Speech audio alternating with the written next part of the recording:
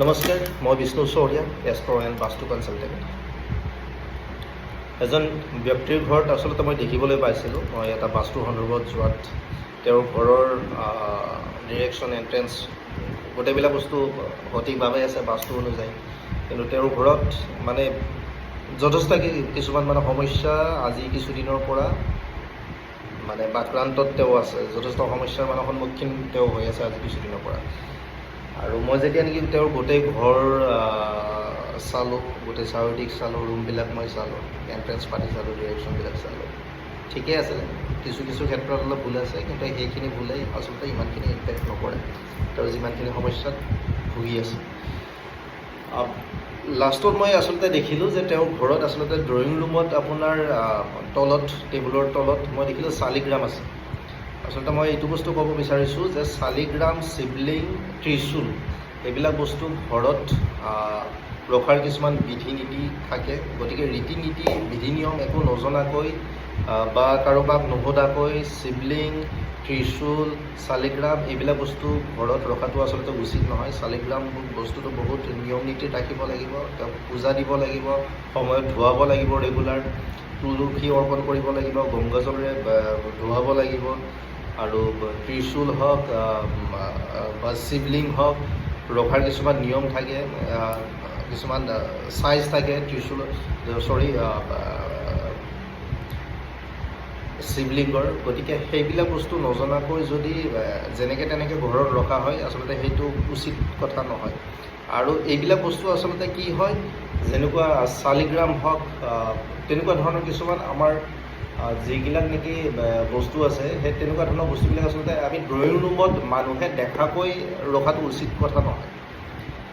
আৰু মই এইটো বস্তু ক'ব বিচাৰিম যে আচলতে বিভিন্ন লোকৰ ক্ষেত্ৰত দেখা যায় আপোনাৰ লাফিং বুদ্ধা হওক, কিছুমান আপোনাৰ ফেংচুই ৰিলেটেড কিছুমান বস্তু যেনেকৈ তেনেকৈ থৈ দিয়ে, জাষ্ট ড্ৰয়িং ৰুমত দেখিবৰ কাৰণে ভাল লাগিবৰ কাৰণে। আচলতে এইবিলাক বস্তু দেখিবৰ কাৰণে ভাল লাগিবৰ কাৰণে নহয়, এইবিলাক বস্তু এটা পজিটিভিটি আছে। কিন্তু পজিটিভিটি তেতিয়া আহিব য'ত আপুনি যিটো বস্তু স্থাপন কৰিব লাগে, যি নিয়মত ৰাখিব লাগে সেই নিয়মত যদি আপুনি ৰাখে, বা য'ত স্থাপন কৰিব লাগে দিশ অনুযায়ী তেনেকৈ যদি ৰাখে, তেতিয়াহে আচলতে পজিটিভিটি ঘৰত প্ৰৱেশ কৰিব। অন্যথা কিন্তু ঘৰত যথেষ্টখিনি প্ৰব্লেম আহিব পাৰে। আৰু তেনেকুৱা ধৰণৰ দেখিছোঁ য'ত নেকি আপোনাৰ এজনৰ পিছত আনজন আপোনাৰ বেমাৰত আক্ৰান্ত হৈ থাকে, টকা পইচাৰ ধাৰ ঋণত লাহে লাহে ডুবিবলৈ ধৰে, যথেষ্টখিনি ইনকাম হয়, কিন্তু আজি ইনকাম হৈছে, কাইলৈকে এটা এক ঝাটকাত পইচাৰ গোটেইখিনি ছেভিং আপোনাৰ লৈ যাব।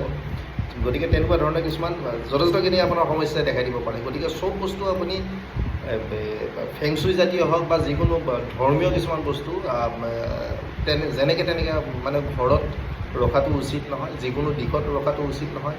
গতিকে ভক্তিটো মনৰ পৰা কৰিব, সদায় ভক্তিৰ তত্ত্ব আছে, সেই ভক্তিৰ অনুভৱ কৰিব, তেতিয়াই বিভিন্ন দিশত আপুনি আগুৱাই যাব পাৰিব। ভক্তি কেতিয়াও দেখুৱাবলৈ গৈ ড্ৰয়িং ৰুমত যিকোনো বস্তু থোৱাৰ পৰা, আজিৰ পৰা যদি কোনোবাই ৰাখিছেও, আজিৰ পৰা সেইটো বস্তু বাদ দি কিনে ভক্তিৰ তত্ত্ব বুজিবলৈ চেষ্টা কৰক। ভগৱানক যি পূজা কৰিব দেখুৱাবৰ কাৰণে নহয়, মানুহৰ ওচৰত দেখুৱাবৰ কাৰণে নহয়, অন্তৰৰ পৰা পূজা কৰক, ভগৱানে ভাল পোৱা কাম কৰক।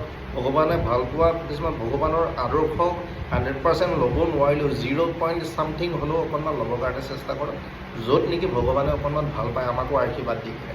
এনেকুৱা নহয় যে আমি মন্দিৰত গ'লোঁ, কিবা এটা বস্তু ফলাফল দিলে আমি এই বস্তুটো আগবঢ়াম, ভোগ আগবঢ়াম, অমুক আগবঢ়াম, তমুক আগবঢ়াম, তেনেকুৱা নহয়।